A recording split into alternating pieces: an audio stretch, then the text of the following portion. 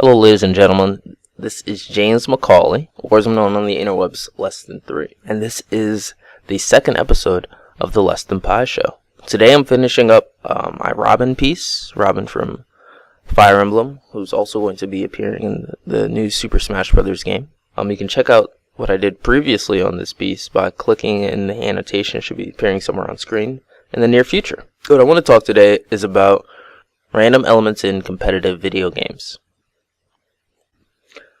So random has been a part of games for eons now, since the invention of dice. And I'm sure far before that, people were throwing sticks at the ground and trying to use that as a random number generator back in the good old days. I think random adds a lot to games. I think it adds a sense of excitement, that sense of unknown, unexpected. And I think that's a great thing for competitive games, personally. I'm going to stick more to Smash. I'll get to it in a little bit. I want to talk about poker and trading card games for a second. Those games are based solely 100% on random outcomes and adapting to those random outcomes. Generally, the most skilled player wins. You don't have some random guy that you've never heard of win in poker or like Magic the Gathering. It's not a common thing. Generally, the best players in those games are the players who understand the game and how to adapt to various situations, or build their deck to handle the unexpected and have a higher chance to get the result they want. Going back to Super Smash Bros., we have random fundamentally, again, at the core of our game, at least in my opinion. In Brawl, there's scores of characters, and in Melee a little bit less so, that have random just built into their core. I think Peach is a prime example. She has a random turnip every time she draws a turnip. She can also pick up items. Her forward smash is also random. And that obviously affects how the game plays out. You also have random involved in the stages you play on. I think right now there are 2 stages in all of Melee, and I believe all of Brawl, that do not have any random aspects associated with them. That's Battlefield and Final Destination.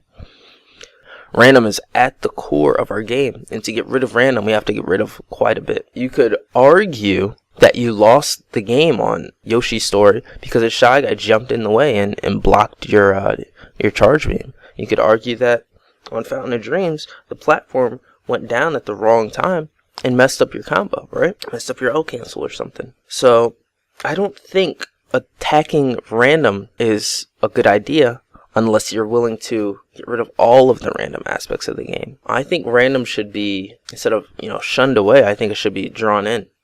I had a conversation with a friend of mine once about Mario Kart, and I told him if we had items off in this game, there's no way in the world you could ever beat me. He beat me pretty consistently. I said, if items are gone, there's no way you could beat me. I'm better at this game than you are. I have more skill. And to me, he responded, but if we turn off the items, would we really be playing Mario Kart anymore? That's what the game is about. And that's always stuck with me. It's always stuck with me in my head, that idea of playing the game for what it is.